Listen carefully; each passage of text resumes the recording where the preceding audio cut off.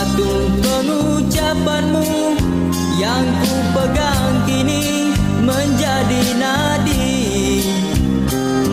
Hiduplah aku